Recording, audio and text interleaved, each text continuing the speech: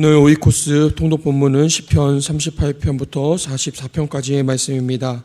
그 중에서 오늘 본문은 시편 44편 23절부터 26절까지의 말씀입니다. 저와 여러분이 한 절씩 교독하겠습니다. 주여 깨소서, 어찌하여 주무시나이까? 일어나시고 우리를 영원히 버리지 마소서.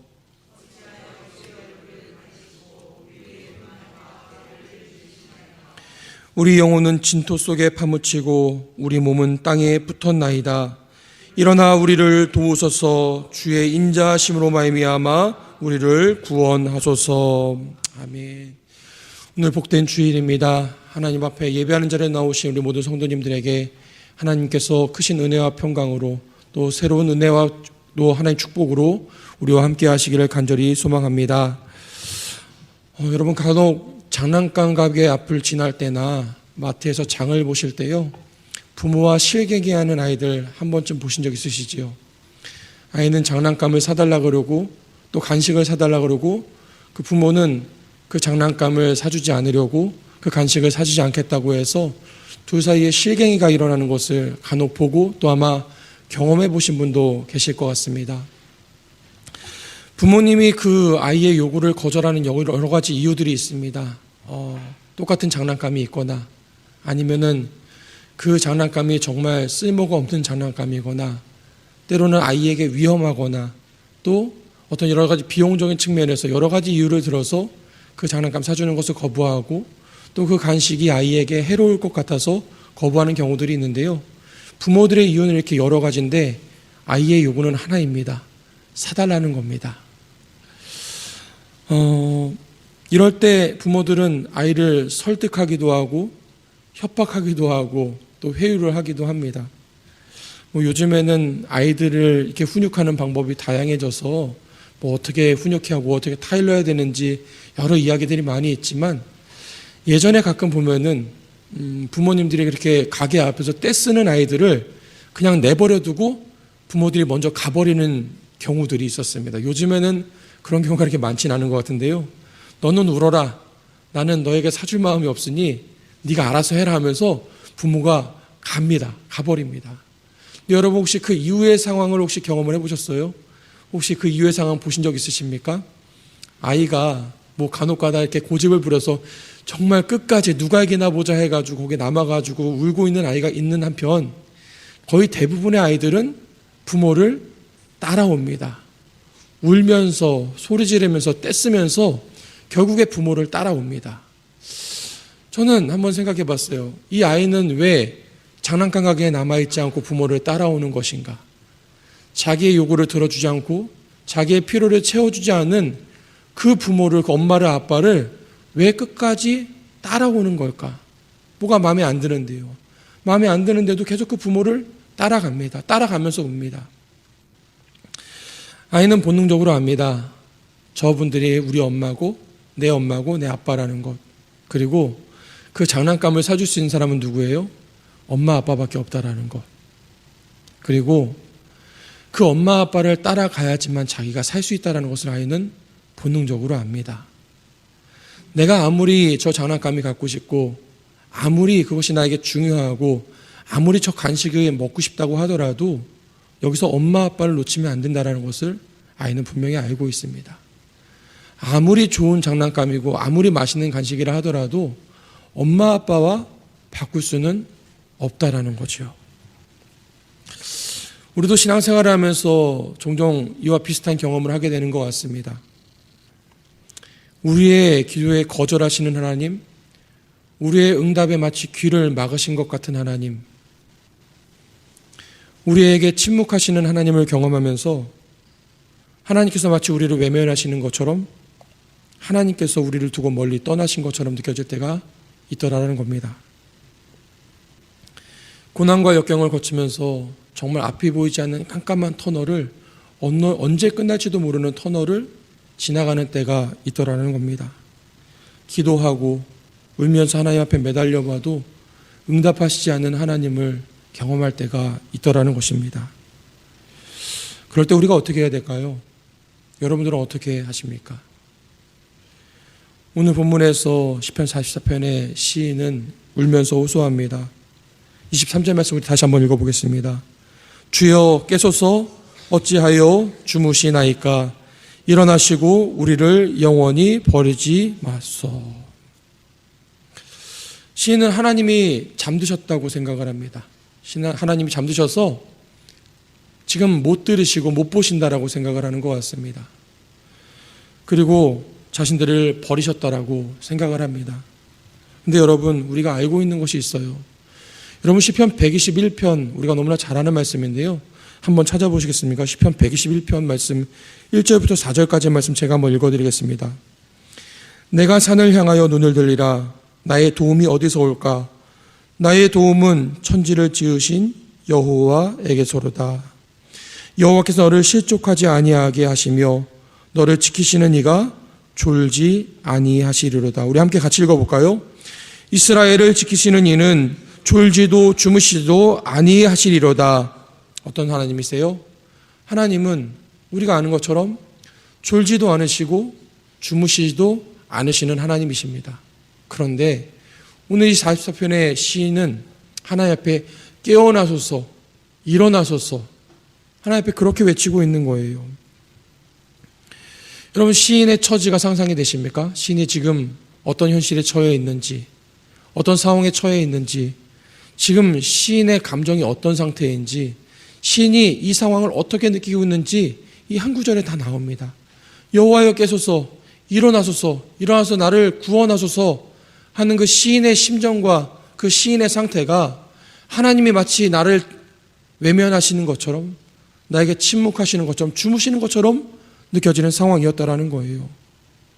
시인은 자신의 상황이 얼마나 지금 비참한 상황인지, 얼마나 속상한 상황인지, 얼마나 괴로운 상황인지를 나열하고 있습니다. 그러면서 시인은 이야기해요. 이 상황이 일어난 것은 주께서 그렇게 하신 것이다. 하나님께서 그렇게 만드신 것이다 라고 이야기합니다.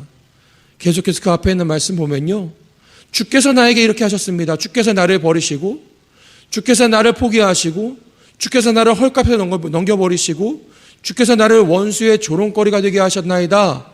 계속해서 말합니다. 주께서 그렇게 하셨다. 하나님이 그렇게 하셨다. 하나님이 나를 방치하시고, 하나님이 나를 외면하시고, 하나님이 나를 공경해 두셨다라고 이야기하고 있습니다. 여러분 보시면서 그런 생각 드시죠? 야, 참 당돌하다. 하나님께 대해서 하나님 때문에 이렇게 됐다. 하나님이 나를 이렇게 만드셨다 하는 그 모습이 참 당돌하지 않아 보이십니까? 어떻게 하나님을 향해서 어떤 연유로 그런 고난 가운데, 그런 힘든 가운데 처해 있는지는 모르겠지만 모든 책임을 하나님 앞에 던져버리는 것처럼 이 시인은 하나님 앞에 주께서 그렇게 하셨나이다, 주께서 나에게 이렇게 하셨나이다 이야기하고 있는 것을 보게 됩니다. 저는 이 말씀을 묵상하다가요, 아까 그 부모에게 때를 쓰는 아이가 생각이 났습니다. 아무것도 자기가 원하는 대로 되는 것이 없습니다. 그래서 울면서 때를 쓰는 거지요. 울면서 때를 쓰면서 부모에게 소리도 질러보고 부모에게 원망도 해보고, 그렇게 부모를 원망하고 부모에게 소리를 질러보지만 아이는 알고 있습니다. 내가 부모님과 떨어지면 안 된다라는 것. 내가 장난감을 갖고 싶고 내가 간식을 먹고 싶지만 그것을 나에게 줄 수 있는 존재는 장난감 가게 사장님이 아니라, 그 가게, 그 마트의 사장님이 아니라 부모님만이 나에게 그것을 줄 수 있다는 것, 부모님만 나에게 그것을 해주실 수 있는 분이라는 것을 아이는 알고 있습니다. 아무리 그것을 갖고 싶어도 부모님을 놓칠 만큼 그것이 중요하지 않다는 것을 아이들은 알고 있더라는 겁니다. 시인이 꼭 그 아이와 같은 것 같습니다. 지금 내 뜻대로 이루어지는 것이 없습니다. 내 마음처럼 이루어지는 것도 없고요. 아니, 내 마음과는 정반대의 상황들이 이 시인의 삶의 자리에 일어나고 있습니다. 그런데 시인이 포기하지 않습니다. 누구를요? 하나님을 포기하지 않습니다. 그러면서 하나님께 더 매달립니다. 하나님께 더 가까이 가서 하나님 들으시라고 큰 소리로 하나님 앞에 호소합니다. 여러분, 이 장면을 한번 생각해 보세요. 침묵하시는 하나님과 그 하나님을 향해서 소리치고 외치는 그 시인의 모습을 한번 상상해 보시기 바랍니다. 우리는 이 장면에서 아주 놀라운 은혜를 발견하게 됩니다. 그것은 다른 것이 아니라 이 시인이 하나님 앞에 그렇게 호소하고 간구하고 소리치는 그 가운데 시인의 자리가 어느 순간 하나님 곁에 와 있더라는 사실입니다. 하나님은 저기 계신데 여기에 있던 시인이 그 하나님을 향해서 소리치고 원망하고 하나님을 향해서 호소하는 가운데 어느 순간 하나님 곁에 머물고 있더라는 사실이지요. 놀랍게도 하나님의 침묵 속에서 시인은 하나님 더 가까이에 와 있더라는 것입니다. 여러분, 어쩌면 지금 그 상황 속에서 잠들어 있고 졸고 있던 것은 하나님이 아니라 이 시인이었을지도 모르겠습니다. 종종 우리는 우리의 삶의 문제에 침묵하시는 그 하나님을 경험하면서 하나님께서 주무시고 내 삶에 관심을 갖지 아니하시고 내 삶을 방치하신다라고 생각이 들 때가 있습니다. 그리고 지금 이 상황이 일어난 것이 내가 무엇을 해서가 아니라 하나님께서 나한테 이렇게 하셔서, 하나님께서 나를 돌보시지 않으셔서, 하나님께서 나에게 이 어려움을 주셔서라고 생각하면서 하나님을 원망할 때가 있더라는 것이지요. 그런데 우리는 깨닫게 됩니다. 그 하나님이 잠드신 것이 아니라, 하나님이 졸고 계신 것이 아니라 우리가 잠들어 있었고 우리가 졸고 있었다라는 것을 금세 깨닫게 됩니다. 유명한 기독교 변증가인 C.S. 루이스는 고통의 문제라는 책에서 이렇게 이야기합니다. 우리 삶에 찾아오는 고통은 이 잠든 세상을 깨우는 하나님의 메가폰이다라는 표현을 쓴 적이 있습니다. 여러분, 확성기 아시지요? 예전에 길에서 물건업혀교회에서 큰 확성기를 들고 광고하던 그 바로 메가폰입니다. 우리 삶에 찾아온 고난은 잠든 세상을 일깨우고 잠든 우리를 일깨우는 하나님의 확성기이다라고 이야기하는 것을 보았습니다. 저는 오늘 저와 여러분의 삶이 그렇게 하나님 앞에 조금 더 가까이 나아가는 하루가 되기를 축복합니다. 우리의 걸음걸음이 우리의 때로는 고난 가운데서, 아픔 가운데서 더 하나님 곁으로 다가갈 수 있는 그런 믿음의 발걸음이 되기를 소망해 봅니다. 오늘 우리가 하나님 앞에 예배하는 자리에 가운데 서는데요, 오늘 우리가 하나님 앞에 예배할 때에 하나님의 그 위로와 그 음성이 저와 여러분의 삶 가운데, 여러분의 귓가에 더욱더 선명하게 들릴 수 있게 되기를 축복합니다. 우리가 하나님 앞에 예배하는 그 순간 하나님께서 우리에게 주신 은혜를 다시 한번 새롭게 경험하면서 주님과 더 가까이, 더 주님과 친밀하게 교제하며 살아가는 저와 여러분 될 수 있게 되기를 소망해 봅니다. 믿음이라는 것은 다른 것이 아닌 것 같습니다. 우리가 무엇인가를 믿고 무엇인가를 하고 행하는 것, 그것을 넘어서 믿음이라는 것은 하나님 곁에 머무는 것입니다. 하나님과 함께 우리의 믿음의 여정을 살아가는 것, 그것이 바로 믿음입니다. 오늘도 하나님 앞에 이런 믿음으로 서는 저와 여러분 되시기를 주님의 이름으로 축원드립니다. 함께 기도하겠습니다. 사랑과 은혜의 아버지 하나님, 주님께서 구별하신 복된 주일, 이 새벽부터 주님의 말씀 앞으로 나오게 하심을 감사드립니다. 하나님을 찾는 간절한 마음으로 이곳에 모인 사랑하는 성도들에게 고난과 슬픔 중에 하나님의 위로하심과 도움을 바라보며 나온 성도들에게 주님의 은혜와 평안을 허락하여 주시기를 소망합니다. 늘 주님 곁에 거하게 하시고 주님 안에서 안식을 누리게 하여 주시며 주님의 평강을 누리게 하여 주시옵소서. 혹여라도 이 순간 잠들어 있는 믿음의 성도들이 있다면 주님의 온화한 음성으로 깨워주셔서 주님께로 더 가까이 나아오게 하시고 예배의 자리를 회복하게 하여 주시옵소서.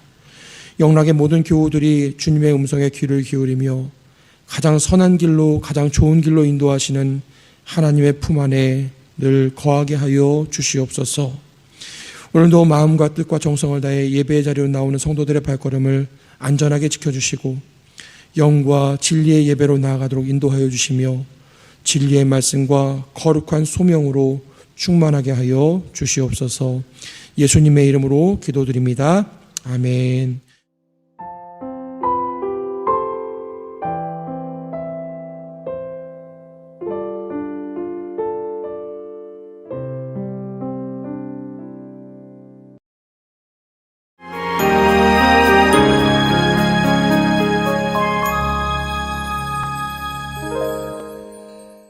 오늘 오이코스 통독 본문은 시편 45편부터 51편까지의 말씀입니다. 그 중에서 오늘 시편 46편 5절에서 7절까지의 말씀을 함께 보겠습니다. 제가 한 절, 여러분도 한 절, 마지막 절 함께 보도록 하겠습니다. 시편 46편 5절에서 7절까지의 말씀입니다. 하나님이 그 성 중에 계심에 성이 흔들리지 아니할 것이라. 새벽에 하나님이 도우시리로다.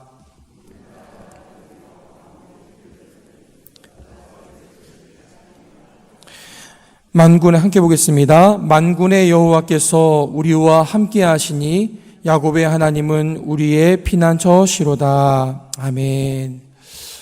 한 주가 시작되는 월요일 이 새벽에 기도하는 자리에서 이 새벽을 하나님 앞에 맡겨드리는 우리 모든 성도님들에게 이번 한 주간도 하나님께서 함께 하시고 도우시는 은혜가 우리 성도님 삶 가운데 충만하시기를 간절히 소망합니다. 하나님이 우리와 함께 하신다 라는 이 말은 우리 기독교인들에게는 참 익숙하고 참 친근한 이야기입니다. 그런 명제이지요. 마태복음에서 마태는 예수님께서 이 땅에 오시는 그 기사를 기록하면서 그 의미를 임마누엘, 그러니까 하나님이 우리와 함께 하신다라고 이미 그 서두에서부터 선포를 합니다. 하나님께서 우리와 함께 하신다라는 것이 복음의 핵심이자 정수라고 이야기를 하고 있는 것입니다. 하나님께서 우리와 함께 하신다라는 이 말이 우리에게 참 익숙하기도 하고 어쩌면은 우리에게 참 당연한 것처럼 느껴져서 때로는 이것이 우리에게 별것 아닌 것처럼 당연히 그래야 되는 것처럼 느껴질 때가 있는 것 같습니다. 전에 국립과학원 관장이었던 이정모 박사가 이런 이야기를 하는 거 들었습니다. 이정모 박사는 크리스천이기도 한데요. 크리스천 기독 과학자이기도 한데요. 이 하나님이 지으신 이 우주 안에서 우리가 어떤 존재인가, 인간이 어떤 존재인가에 대해서 이야기를 하면서 우주의 태양계, 그러니까 우주 전체가 아니라 태양계를 100억 분의 1로 축소를 하면은 여러분 축구장 보셨죠? 그 축구장 300개 정도의 규모가 된다라고 합니다.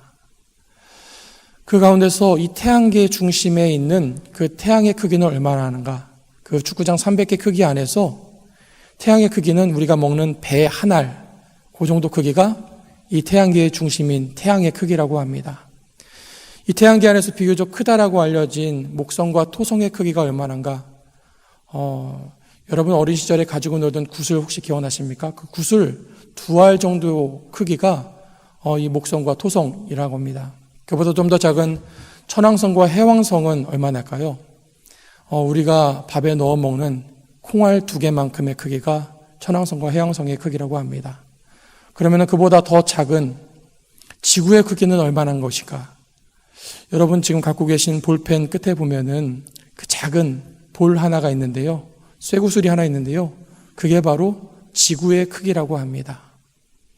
그러면은 그 안에 살고 있는 저와 여러분은 어떤 존재일까요? 이게 우주 전체를 이야기하는 게 아니라요. 태양계 안에서 우리의 존재가 얼마나인지를 이야기하고 있는 것입니다. 태양계뿐만이 아니라 이 우주 모든 만물을 지으신 그 하나님께서 우리와 함께 하신다라는 그 의미를 여러분 다시 한번 생각해 보시기를 바랍니다.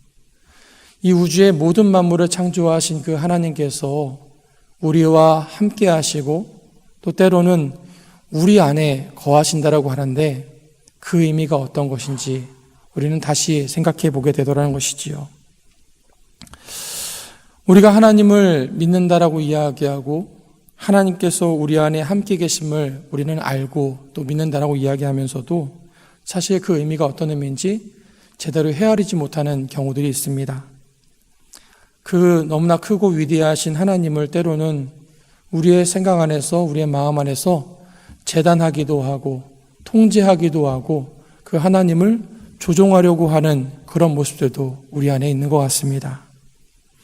사실은 우리가 그 하나님을 안다라고 이야기하는 것 그 자체가, 우리가 하나님을 믿는다라고 이야기하는 것 자체가 사실 얼마나 기적적인 일인지, 얼마나 놀라운 일인지, 정말 하나님의 은혜가 아니고서는 있을 수 없는 일이라는 것을 우리가 금세 또 깨닫게 되지요.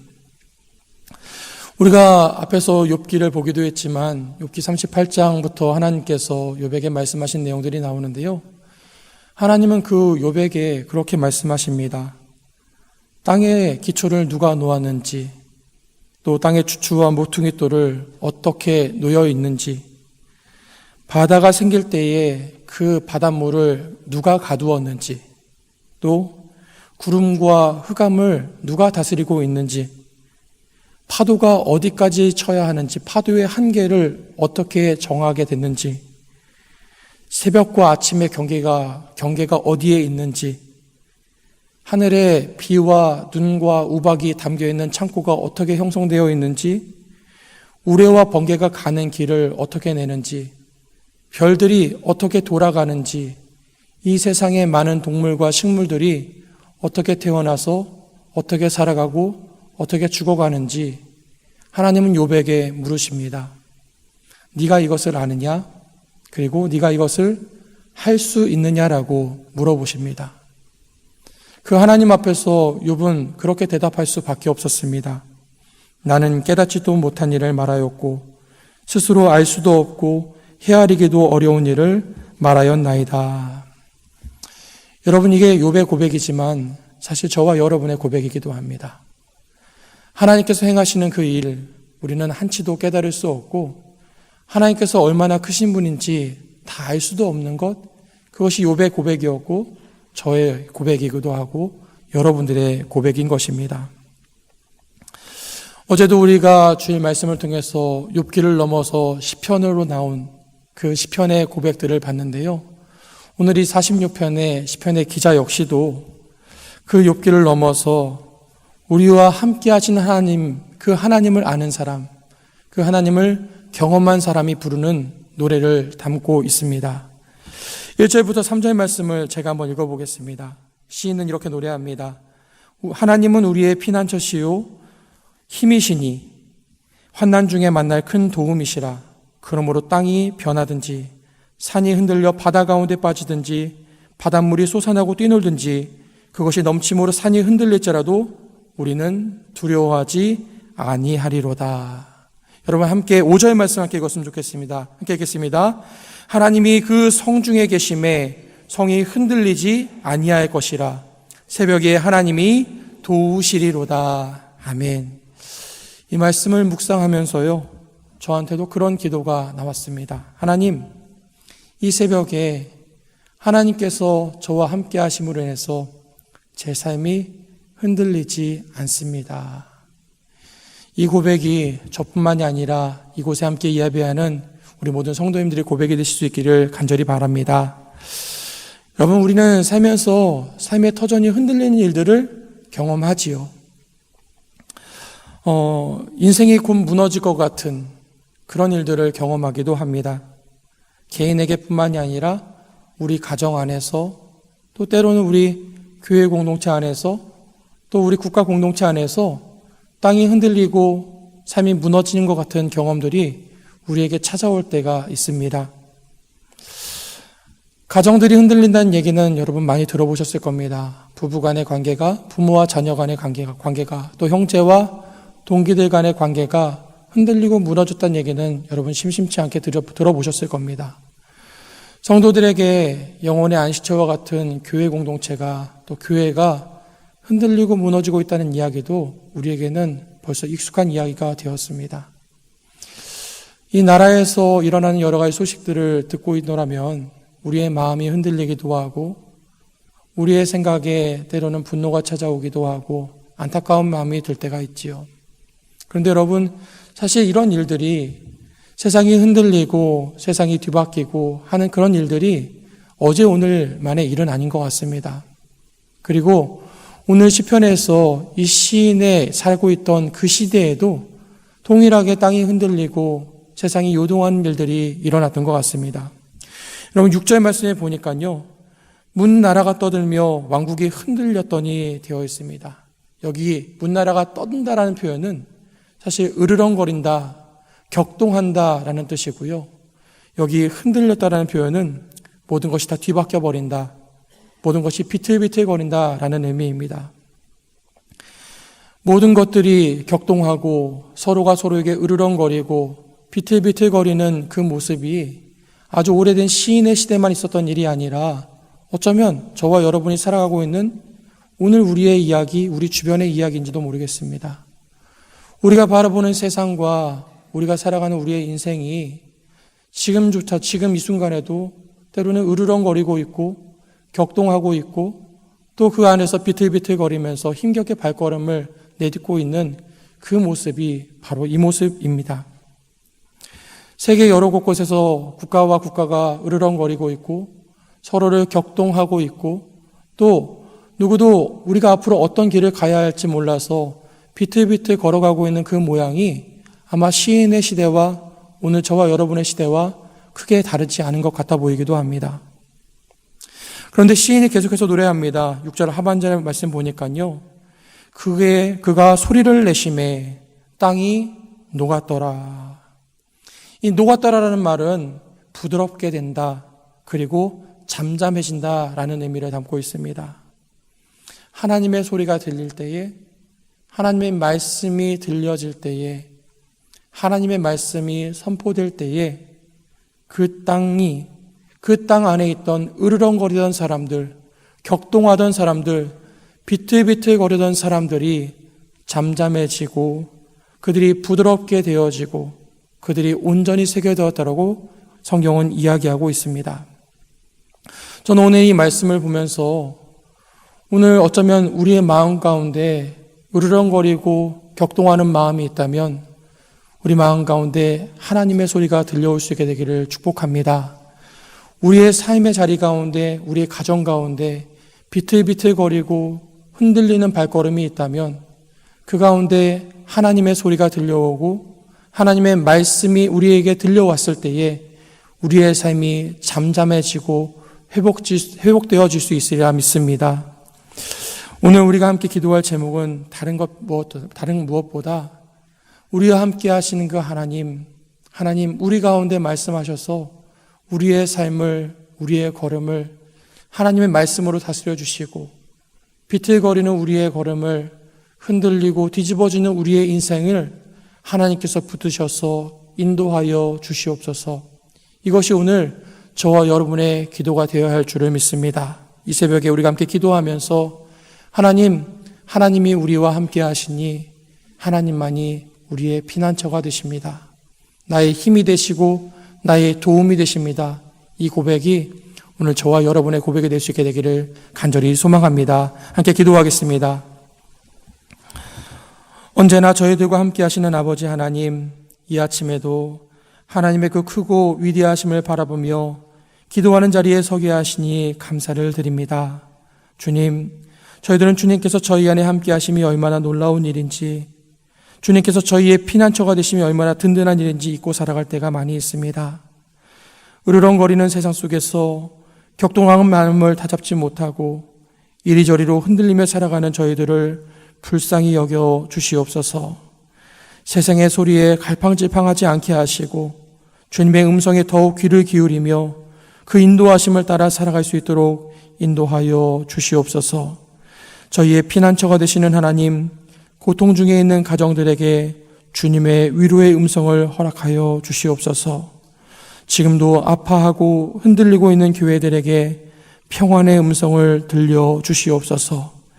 이 땅 곳곳 눈물 흘리는 이들에게 소망의 음성을 들려 주시옵소서. 주님께서 사랑하시는 북녘의 백성들에게 저들의 삶이 주님 안에 거하게 하여 주시옵시고 주님 안에서 참된 평안과 위로를 얻으며 다시 복음으로 하나 되게 하셔서 부흥케 되는 역사를 이 땅 가운데 허락하여 주시옵소서. 이 모든 간구를 예수님의 이름으로 기도하옵나이다. 아멘.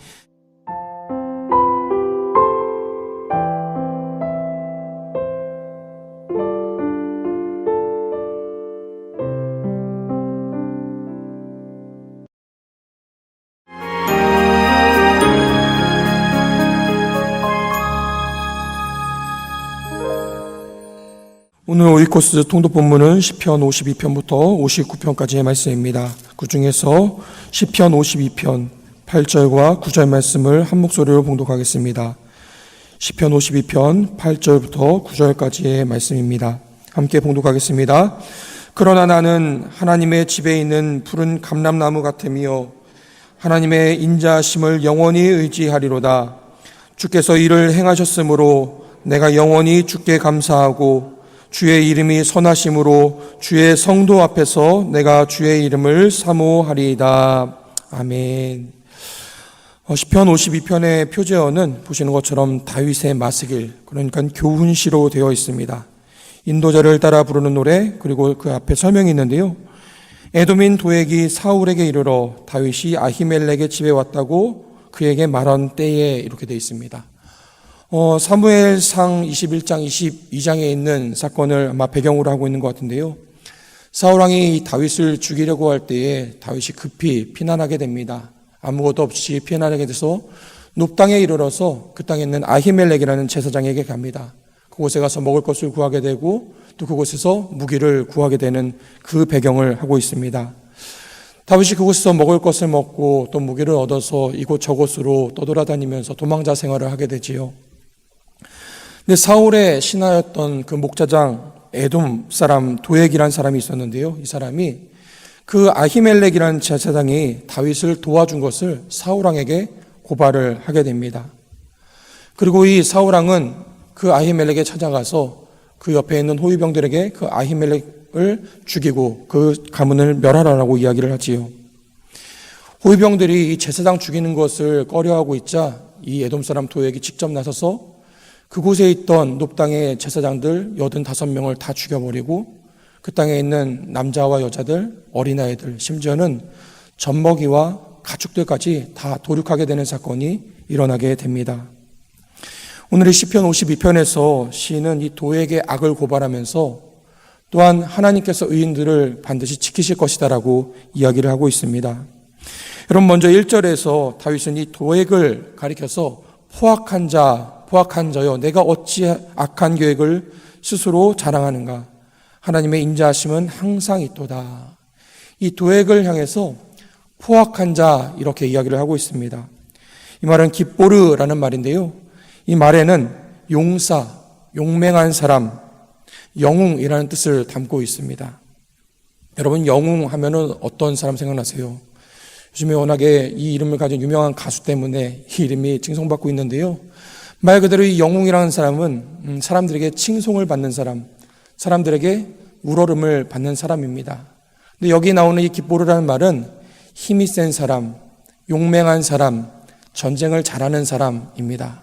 그러니까 여기서 말하는 이 영웅이라는 뜻은 다른 의미가 아니라 전쟁에서 잘 싸우는 사람, 그러니까 사람을 잘 죽이는 사람, 그 사람이 바로 이 용맹한 사람, 영웅이었습니다.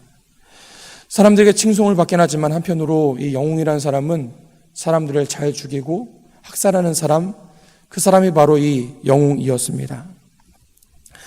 다윗은 이 도액과 같은 사람이 영웅으로 추대되는 이 상황을 고발하고 있는 것입니다. 전쟁 영웅이 사람들을 칼로 베고 창으로 찌르지만 이 도액이라는 사람은 자신의 혀로 인해서 많은 사람들을 학살하고 하나님의 사람들을 죽이는 악행을 저지르고 있었다라는 겁니다. 여러분, 사람들이 어떤 행동을 하는 데는 분명히 그 안에 어떤 의미를 담고 있습니다. 때로는 우리가 아무 생각 없이 그냥 아무 생각 없이 그냥 하는 행동이라고 하더라도 그 행동이 그냥 나온 것이 아니라는 것 우리는 알고 있습니다. 그 사람이 평상시에 가지고 있던 생각과 해왔던 습관들이나 여러 가지 그가 가지고 있는 가치관들이나 그의 어떤 삶의 지향들이 그 사람의 행동 안에 그 그대로 다 묻어있기 때문입니다. 특히나 우리 인생의 여러 가지 중요한 일들, 중요한 결정, 또 그 결정이 어떤 큰 결과를 가져오게 됐을 때 그 사람이 선택한 것들, 그 사람이 행동한 것들은 그냥 우발적으로 나오지 않습니다. 평상시에 고민하던 것들, 평상시에 마음에 품고 있던 것들, 그가 마음에 중요하게 생각하고 있던 것들이 다 그 결정 안에, 그 행동 안에 그대로 배어날 수밖에 없다라는 겁니다. 성경을 읽다 보면은 가끔씩 우리가 잘 쉽게 이해되지 않는 인물들을 만나게 됩니다. 대체적으로 이런 것이지요. 분명히 이 사람이 하나님의 은혜를 참 많이 경험합니다.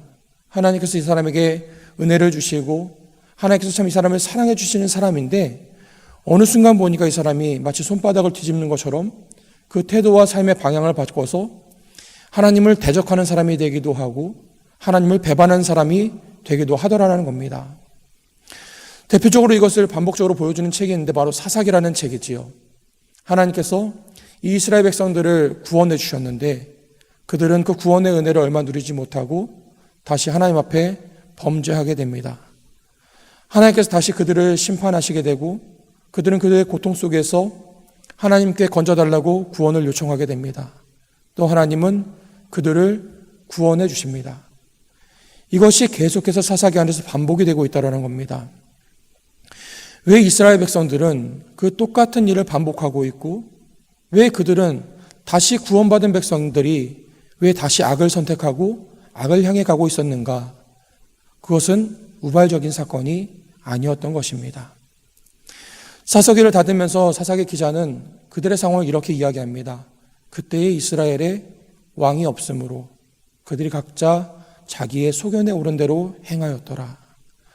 그저 어느 상황에서 급한 마음에 우발적으로 일하는 것이 아니라 그때 그들이 하나님을 자신들의 왕으로 인정하지 않고 자기들의 소견에 오른 대로 자기들의 마음을 따라서 죄된 행실을 따라 행했기 때문에 이런 일들이 반복되고 있었던 것이라고 사사기 기자는 이야기하고 있습니다. 우연이 아니라 그들 안에 가득 차 있던 죄의 모습이 그렇게 자신들을 악으로 다시 악으로 이끌어가고 있었다라는 것이지요. 여러분이 도액이라는 사람의 행동을 한번 다시 보면요. 이 사람의 행동은 그 순간에 우발적으로 일어난 사건이 아니라는 것입니다. 사울의 신하로 일하면서 이 사람은 항상 부하기를 원했었고 또 영향력 있는 사람, 자신의 안위에 상당히 많은 관심을 갖고 있었던 사람이었습니다. 사울 왕에게 찾아가서 그 아히멜렉이 다윗을 도왔다라고 고백했던 그것도 사울 왕을 위해서 이야기했던 것이기보다는 그 고발을 통해서 자신이 얻게 될 이익에 더 관심이 많았다라는 것입니다.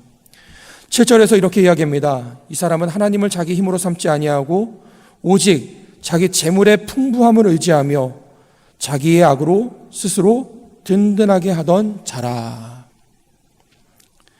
이것이 바로 이 도액이라는 사람이 아히멜렉을 사울에게 고발했던 이유가 된다라는 겁니다. 이 사람은 항상 물질을 갈망했었고 자기 스스로 자기의 안전을 지키는데 상당한 관심을 가졌던 사람이었습니다. 자기의 안전을 지키고 돈을 많이 벌기 위해서는 그것이 악이라고 하더라도 전혀 꺼리낌 없이 행할 수 있는 사람이 바로 이 사람이었었습니다. 자기 자신을 위한다라는 것, 그리고 자기의 안위를 도모한다라는 것, 그런 면에서 이 사람은 일관성이 있습니다. 모든 것이 자기 자신을 향하고 있었고 마치 사사기에서 우리가 봤던 것처럼 하나님을 왕으로 삼지 않고 하나님을 왕으로 인정하지 않고 자기 자신을 왕으로 여기면서 살아갔던 사람이 바로 이 도액이라는 사람입니다. 여러분, 이 도액이라는 사람을 바라보다 보면요, 오늘 우리 시대의 모습을 그대로 발견하게 되는 것 같습니다. 이 시대를 살아가는 사람들, 이 시대의 영웅을 꿈꾸며 살아가는 사람들, 공통점이 있습니다. 일단 나부터 살아야 한다는 겁니다. 일단은 우리 가정부터 평화로워야 한다는 것이고요. 일단 내 주변에 있는 사람들부터 무언가 이뤄야 하고 무엇인가 얻어야 한다는 생각입니다. 이 시대의 영웅을 꿈꾸면서 사람들의 주목을 받고 사람들에게 칭송받는 삶을 꿈꾸며 살아가는 사람들, 모든 중심이 바로 나 자신에게 있다는 것입니다. 다윗은 그들을 가리켜서 이렇게 이야기합니다. 이 사람은 하나님을 자기 힘으로 삼지 아니한다라고요. 사실 이 다윗이라는 사람, 우리가 잘 아는 것처럼 이미 영웅의 삶을 살아봤던 사람입니다. 일찍이 어렸을 때 그 많은 군병들 앞에서 그 어린아이가 서서 그 적군의 장수였던 그 골리앗을 물리쳤던 사람이기도 하고, 그 일을 계기로 단순히 그 왕의 사위가 되기도 하지요. 그가 나가는 전쟁마다 큰 승리를 거두기도 하고, 사람들에게 현직에 있는 왕보다 더 높은 영광을 받았던 사람이 바로 이 다윗이라는 사람이었습니다. 사람들에게 칭송을 받고 사람들을 죽이는데 익숙한 사람이 바로 이 다윗이라는 사람이었습니다. 그런데 다윗이 오늘 이 현실의 영웅, 그 도액이라는 사람을 바라보면서 이렇게 고백합니다. 8절 말씀의 시작은 이렇게 하고 있습니다. 그러나 나는. 대체로 여러분, 우리는 잘 되는 사람을 보면은, 성공한 사람을 보면은, 잘 사는 사람을 보면은, 와, 그러면 그렇다면 나도, 야, 저렇다면 나도 그렇게 해야겠다. 야, 저렇게 살아서 사람들에게 칭송을 받고 부유함을 누릴 수 있고 무엇인가 많이 얻을 수 있다면 그러면 나도 하는 것이 사람들의 일반적인 마음입니다. 그런데 다윗은 이렇게 고백합니다. 그러나 나는, 우리 8절 말씀 함께 읽어보겠습니다. 그러나 나는 하나님의 집에 있는 푸른 감람나무 같으며 하나님의 인자하심을 영원히 의지하리로다. 아멘. 다윗은 고백합니다. 다윗이 저렇게 사람들의 칭송을 받고 자신들의 안위를 보전한다 하더라도, 그러나 나는 하나님의 집에 있는 푸른 감람나무처럼 하나님의 인자하심을, 하나님의 헤세드를, 하나님의 은혜를 영원히 의지하며 살겠습니다 라고 고백하고 있는 것입니다. 여러분, 나무 한 그루가 있는데요, 그 나무가 금이 가득 쌓인 화분에 심겨져 있다고 생각을 해보십시오. 여러분, 이 나무가 부러우십니까? 그 화분을 금화가 가득 채우고 있는데 그 나무가 부러우십니까? 이 나무가 얼마나 살 것 같으십니까? 제가 예전에도 한번 말씀드린 적이 있는데요, 한 개업한 식당에 화환이 놓여져 있는데 그 화환에 이런 글이 써 있었습니다. 돈 세다 죽게 하소서. 여러분, 돈 세다 죽는 가게를 일구고 싶으십니까? 여러분, 하나님의 집에 심긴 나무, 하나님의 뜰에 심긴 나무는 하나님께서 돌보시는 나무입니다.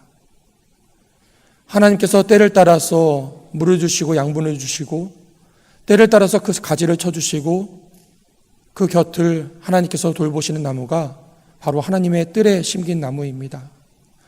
하나님께서 돌보시는 나무는 하나님의 그 시간 안에서 날마다 풍성한 열매를 맺습니다. 그리고 하나님의 돌보심에는 실패도 없고 실수도 없으심을 우리는 믿습니다. 오늘 9절 말씀 세 번역으로 이렇게 번역을 하고 있습니다. 주님께서 하신 일을 생각하며 주님을 영원히 찬양하겠습니다. 주님을 믿는 성도들 앞에서 선하신 주님의 이름을 우러러 기리려 합니다. 주님께서 저에게 베푸신 일을 제가 잊지 않고 주님을 찬양하기 원합니다. 하나님 앞에서 나의 삶으로 많은 사람들에게 선하신 주님을 증거할 수 있기를 소망합니다. 오늘의 기도가 저와 여러분의 기도가 되기를 주님의 이름으로 축원드립니다. 함께 기도하겠습니다. 전능하신 아버지 하나님, 오늘도 저희들의 생명이 주님의 은혜의 뜰 안에 눈뜨게 하심에 감사드립니다. 주님의 집 안에 거하게 하시니 감사를 드립니다. 이 하루도 하나님의 인자하심을 의지해 살아가게 하여 주시옵소서. 오직 하나님의 은혜만을 바라보며 살아가게 하여 주시고 영웅의 삶을 갈망하며 악에 이끌리지 않도록 인도하여 주시옵소서. 하나님의 품 안에서 겸손하고 진실한 삶을 살아가도록 도와주시옵소서. 인자하신 하나님, 이 시대에 상처 입고 흔들리는 가정들을 위해서 기도합니다. 물질과 성공에 이끌려 살아가지 않게 하시고 하나님을 경외하는 가정들로 주님 안에 거하는 가정 되게 하여 주시옵소서. 부모된 자들이 세상의 지혜와 지식으로 길을 얻으려 하기보다는 말씀과 기도 가운데서 주님의 인도하심을 사모하게 하여 주시옵시고, 우리 자녀들에게는 하나님 아닌 지식과 지혜를 거부하게 하시며 세상을 아름답게 빚어가신 하나님의 선한 도구로 쓰임받을 수 있도록 하늘의 지혜를 더하여 주시옵소서. 그리하여서 날마다 하나님의 은혜가 고백되는 가정, 하나님의 살아계심을 증거하는 가정들이 되게 하여 주시옵소서. 언제나 인자하심으로 저희들을 인도하시는 예수님의 이름으로 기도드립니다. 아멘.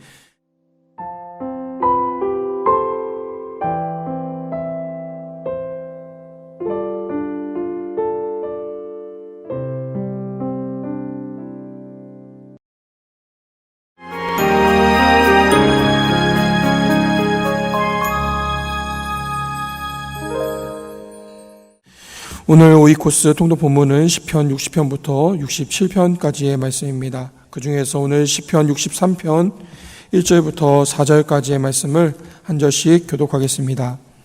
시편 63편 1절부터 4절까지의 말씀입니다. 하나님이여, 주는 나의 하나님이시라. 내가 간절히 주를 찾되 물이 없어 마르고 황폐한 땅에서 내 영혼이 주를 갈망하며 내 육체가 주를 앙모하나이다.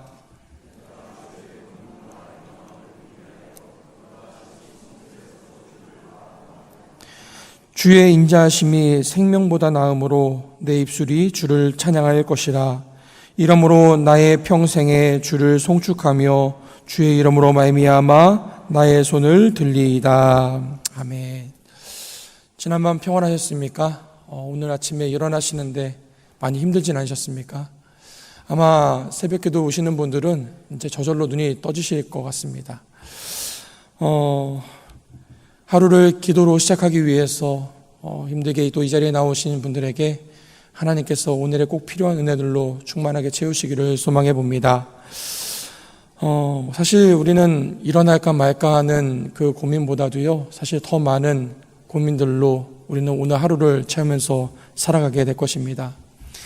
이렇게 해야 될까, 저렇게 해야 될까, 또 이걸 해야 될까, 저걸 해야 될까, 지금 해야 될까, 나중에 해야 될까, 이런 생각들이 우리의 머릿속에서 쉼없이, 끊임없이 아마 돌아가게 될 것입니다. 머릿속이 온통 그런 생각들로 가득해서 복잡하고 시끄럽게 됩니다. 어쩌면 우리는 그런 것들이 너무 익숙해져서 우리가 무엇을 생각하고 있는지, 무엇을 결정하고 있는지조차 인식하지 못할 때가 있습니다. 매년 한강 잠수교 아래에서요, 1년에 한 번씩 멍 때리기 대회라는 대회가 열리고 있는 거 들어보셨지요? 올해가 10년째가 됐다고 합니다. 말 그대로 가만히 앉아서 핸드폰도 보지 않고 그냥 멍하니, 그냥 그 상태로 90분의 시간을 보내는 겁니다. 웃기라도 하거나 아니면은 졸기라도 하면은 바로 탈락이 됩니다. 참 의미 없어 보이는 이 대회가 왜 10년 동안이나 계속되고 있을까? 아마 여러분 대충 그 의미를 생각할 수 있을 텐데요.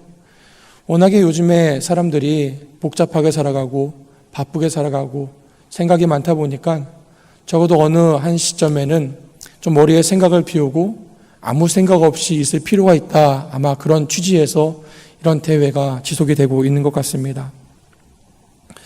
아마 여러분도 오늘 새벽기도 마치고 가시면은 할 일들이 또 쌓여 있으시겠죠. 그래서 그 중에서 뭘 먼저 해야 되는지, 뭘 나중에 해야 되는지, 또 누구와 함께 해야 되는지, 어떻게 해야 되는지, 계속해서 이런 생각들이 우리의 머릿속에 꼬리에 꼬리를 물고 따라오게 됩니다. 그 고민들 속에서 우리는 나름대로 우리한테 더 중요한 것들, 그리고 덜 중요한 것들, 급한 일들과 또 나중에 해도 될 일들, 좋은 것들, 나쁜 것들, 또 어려운 것들과 쉬운 것들, 이런 것들을 우리는 나름의 어떤 기준을 가지고 구분하기 시작합니다. 더 좋은 것을 택하려고 하고 덜 나쁜 것을 택하려고 합니다. 이런 것들을 구별해내는 그 과정들, 그 속에서 우리가 다 우리의 선택과 우리의 결정이 맞는 것은 아닌 것 같습니다. 그러다 보니까 전에 내가 실수하거나 실패했다면은 그 다음 결정에 있어서만큼은 그 실수를 반복하지 않기 위해서 더 고민하고 더 고심하게 되지요. 그래서 내가 쉽게 결정할 수 있는 것은 빨리 결정하고 내가 좀 더 고민하고 좀 더 신중해야 될 것들은 더 시간을 가지고 고민하게 됩니다. 그럼 여러분, 우리는 어떤 기준을 가지고 이것들을 선별하고 구분하고 구별해내는지 혹시 생각해 보셨습니까? 아마 대부분 우리가 경험해왔던, 우리가 쌓아온 지식이나 지혜나 또 우리가 경험했던 여러 가지 일들을 통해서 그것들을 구별해내고 구분해냅니다. 때로는 내가 가진 어떤 가치관들, 내가 가진 이상에 맞는 것들, 그것들에 의해서 우리에게 중요한 것과 덜 중요한 것들, 급한 것과 덜 급한 것들, 우리에게 더 의미 있는 것과 덜 의미 있는 것들을 우리는 구별해내는데 아주 익숙합니다. 그렇기 때문에 우리의 선택이나 우리의 결정에는 우리가 그대로 담겨 있습니다. 우리의 선택 안에는 내가 어떤 사람인지, 내가 무엇을 더 좋아하고 더 선호하는 사람인지, 무엇에 더 가치를 두고 살아가는 사람인지가 우리가 하는 그 고민과 그 선택 속에 그대로 들어있다라는 겁니다. 저희 대학 때 은사 선생님이 저희한테 하신 말씀 중에 아직도 기억나는 것이 있는데요. 유유상종에 대해서 말씀하셨습니다. 공부하기 좋아하는 놈 옆에는 공부하는 놈이 모여있고, 노는 것 좋아하는 놈 옆에는 노는 놈들이 모여있다 하시면서 남 탓할 것 하나도 없다, 네가 그런 놈이다 라고 말씀하시는데요. 그 말씀이 아직도 기억에 남아 있습니다. 그러면 한번 생각을 해봐야 될 것 같습니다. 오늘 나는 어떤 사람인가 라는 것입니다. 가끔씩 물어볼 만한 질문인 것 같습니다. 아니, 가능하면은 조금 자주, 어쩌면 매일 속에서 나는 어떤 사람인가에 대해서 생각해 볼 필요가 있다라는 겁니다. 나는 무엇을 선택하는 사람이고, 무엇을 우선시하는 사람이고, 무엇을 중요하게 여기면서 살아가는 사람인가에 대해서 생각해 볼 필요가 있다라는 거지요. 제가 옛날에 청년부를 담당하고 있을 때 청년들이 볼멘 소리로 저한테 그런 얘기를 했습니다. 목사님, 청년부 일이, 교회 일이 너무 많아서 연애할 시간이 없습니다 라는 거예요. 제가 그렇게 대답했습니다. 연애는 시간이 나서 하는 게 아니라고요. 연애는 시간을 내서 하는 겁니다. 돈이 남아서 연애하는 것이 아니라 돈을 아껴서 연애하는 거라고 제가 이야기를 했습니다. 오늘 시편 63편의 표제어는요, 다윗의 시 유다 광야에 있을 때라고 표제어가 되어 있습니다. 다윗이 유다 광야에 있을 때에 이 시를 지은 것 같습니다. 그 상황이 언제 어떤 상황이었는지, 왜 다윗이 지금 이 광야에 있는지는 우리가 알 수는 없지만, 분명히 광야라는 단어 하나만으로도 다윗이 참 힘들고 고된 상황 가운데 있었음을 우리는 생각해 볼 수 있습니다. 우리가 지금까지 시편을 묵상해 오면서 여러 탄식 시들을, 하나님 앞에 간청하는 시들을 많이 보았기 때문에 또 다윗이 그런 상황인가 보다 할 수 있겠지만, 분명한 것은 다윗이 지금 광야에 있다는 사실이고, 그 광야 안에서 이 다윗이라는 사람의 마음뿐만 아니라 몸도 힘들고 그 영혼도 상당히 고난 가운데 있었음을 우리는 생각을 해볼 수 있습니다. 그런데 다윗은 항상 그랬던 것처럼 여느 때와 마찬가지로 이렇게 노래를 시작합니다. 1절 말씀입니다. 하나님이여, 주는 나의 하나님이시라. 다윗에게는 참 익숙한 표현이고 우리도 시편에서 익히 봐왔던 표현입니다. 하나님은 나의 하나님이시다라는 그 표현이 그냥 관용적인 표현처럼 우리에겐 읽힐 수 있겠지만, 사실 조금만 생각해 보면은 그냥 습관적으로 나온 표현, 그냥 익숙한 표현이라고 얘기하기에는 좀 무리가 있는 것 같습니다. 1절 말씀 계속 보면요, 내가 간절히 주를 찾되 물이 없어 마르고 황폐한 땅에서 내 영혼이 주를 갈망하며 내 육체가 주를 앙모하나이다. 다윗이 지금 간절한 마음으로 주님을 찾고 있습니다. 어디서요? 물이 없고 황폐한 땅에서, 광야 한가운데서 그의 영혼이 주님을 갈망하고 그의 육체가 주님을 앙모하고 있다, 주님을 그리워하고 있다라고 이야기를 하는 것입니다. 여러분, 이상하지 않으십니까? 지금 다윗이 있는 그곳이 물이 없고 황폐한 광야, 그곳에서 다윗에게 가장 필요한 것, 다윗에게 가장 시급한 것이 뭘 것 같으십니까? 아마도 그 물이 없고 황폐한 곳이라면은 누군가, 아니면 어떤 깨끗하고 맑은 물이 나에게 오고 그 황폐한 곳에서 적당히 먹을 음식과 비옥한 어떤 그 상황이 그에게 가장 시급하지 않을까. 왜냐하면 그것이 사람의 본능이기 때문이죠. 그런데 다윗은 이 상황 속에서 그가 물을 갈망하고 양식을 갈망하기보다는 하나님을 찾고 하나님을 갈망하고 하나님을 그리워하고 있다라는 겁니다. 다윗이 이 상황이 어떤 힘든 상황을, 외로운 상황을 비유하는 것이라 생각했을 때도 다윗 주변에 아무도 없고 다윗을 도울 만한 사람이 없는 그 상황을 이렇게 표현했을지라도 다윗은 그 앞에서 하나님 앞에 하나님 저에게 좋은 동료를 붙여주십시오. 저를 도울 사람을 보내주십시오가 아니라 하나님 제가 주님을 갈망합니다. 제가 주님을 그리워합니다라고 이야기하고 있는 것입니다. 그 모습 속에서 우리는 이 다윗이 어떤 사람이었는지를 보게 됩니다. 무엇에 마음을 두고 살아갔던 사람인지, 무엇을 중요하게 여기면서 살아갔던 사람인지, 무엇에 자기의 마음을 집중하고 살아갔던 사람인지를 우리는 보게 될 수 있다는 것입니다. 여러분, 이 노래 속에서 다윗의 한번 시선을 한번 따라가 봤으면 좋겠습니다. 여러분 2절 말씀 우리 한번 같이 읽어보겠습니다. 내가 주의 권능과 영광을 보기 위하여 이와 같이 성소에서 주를 바라보았나이다. 아멘. 여러분, 지금 다윗이 있는 곳이 어디입니까? 성소였었습니까?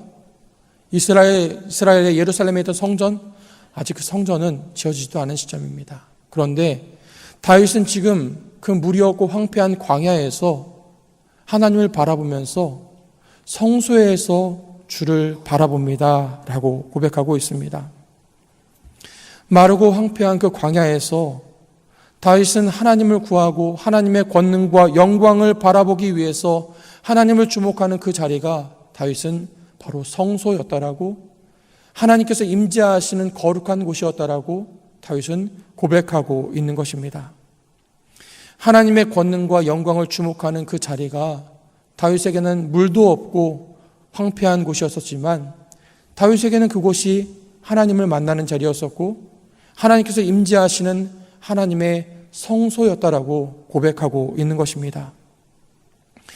여러분, 믿음이라는 것은 다른 것이 아니라 하나님을 바라보는 시선, 그것이 바로 믿음입니다. 광야 한가운데서라도 그곳에서 하나님을 주목해서 바라보고 하나님의 임재를 갈망하는 것, 그게 바로 믿음이라는 것입니다. 하나님을 바라보는 사람들, 하나님을 바라보는 믿음의 사람들에게는 그곳이 마르고 황폐한 땅이라고 하더라도 그곳이 바로 성소가 된다라는 것입니다. 그들이 하나님을 바라보고 하나님의 권능을 바라보면서 하나님을 갈망할 때에 하나님께서 그곳 가운데 임재하셔서 그를 만나주시고 그를 위로하시고 회복시키시는 바로 그 자리가 하나님을 만나는 자리, 하나님과 함께하는 자리, 성소가 된다라는 것입니다. 오늘 저와 여러분이 살아가는 모든 삶의 자리가 거룩한 성소가 되기를 기도합니다. 여러분들이 살아가는 모든 삶의 순간순간들, 모든 순간의 그 상황들이 하나님을 갈망하는 자리가 될 수 있게 되기를 소망합니다. 혹여 이 아침에 여러분의 인생의 길을 찾아서 이곳에 나오신 분들이 계시다라면은 먼저는 하나님을 갈망하시기를 바랍니다. 길을 구하기보다는, 방법을 구하기보다는, 사람을 구하기보다는 하나님을 구하시는 저와 여러분 되시기를 축복합니다. 오래전에 나침반도 없고 아무것도 없던 그 시절에는 사람들이 길을 잃으면 제일 먼저 찾는 별이 있었다고 하지요.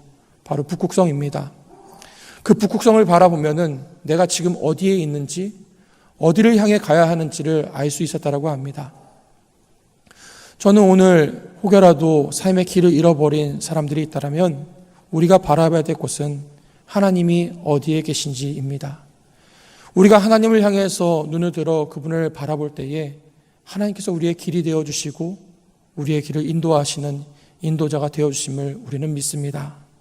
오늘 시편 63편에서 시인이 그렇게 고백합니다. 주의 인자하심이, 주님의 은혜가 나의 생명보다 나음으로 내 입술이 주님을 찬양할 것입니다. 오늘 이 아침에 저와 여러분이 이러한 기도 드릴 수 있게 되기를 축복합니다. 나의 생명보다 주님의 인자하심이 더 귀하기에, 내가 원하는 그 무엇보다 하나님의 성실하심이 더 귀하기에 내가 주님을 구합니다. 주님 앞에 나아갑니다. 이 고백이 오늘 저와 여러분의 고백될 수 있게 되기를 간절히 소망합니다. 기도하겠습니다. 하나님, 이 새벽에도 저희들의 눈이 주님을 바라봅니다. 주님을 바라보는 이곳이 성소, 곧 하나님의 임재하신 처소임을 믿습니다. 오늘 저희가 살아가는 모든 곳에서 주님을 더욱더 주목하게 하여 주시고 그곳에서 저희와 항상 함께하여 주시옵소서. 오늘도 분주한 몸과 마음으로 살아가야 될 성도들의 삶을 주님의 평안으로 지켜주시기를 기도드립니다. 광야 한가운데서도 하나님의 인자하심을 맛보게 하여 주시고 저희의 모든 발걸음이 주님만을 향해 나아가도록 주님의 기쁘신 뜻을 따라 나아가도록 인도하여 주시옵소서. 이 아침에도 삶의 고민과 문제들을 가지고 하나님 앞에 길을 구하는 성도들이 많이 있습니다. 나의 경험과 지식을 의지하지 않게 하시고 늘 주님의 말씀을 등불 삼아 주님께서 조명하시는 그 길로만 나아가게 하여 주시옵소서. 오늘도 하나님을 찾고 갈망하면서 그리워하는 주의 백성들에게 생명보다 귀한 주님의 인자하심으로 주님의 은혜로 충만하게 하여 주시옵소서. 예수님의 이름으로 기도하옵나이다. 아멘.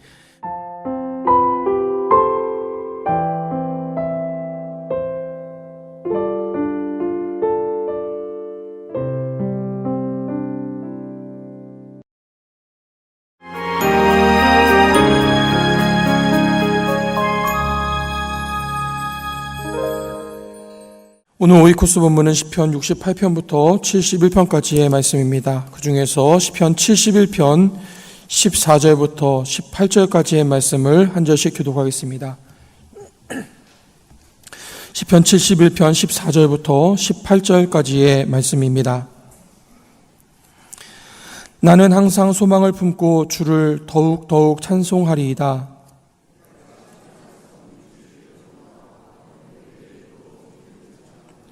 내가 주 여호와의 능하신 행적을 가지고 오겠사오며 주의 공의만 전하겠나이다.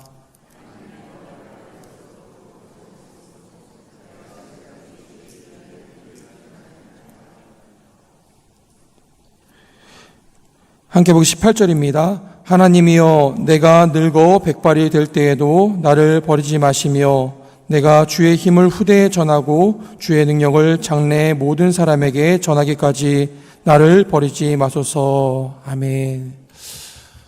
다른 교구들도 그러실 텐데요. 저희 교구도 한 달에 한 번씩 우리 일남성교회 모임을 갖습니다.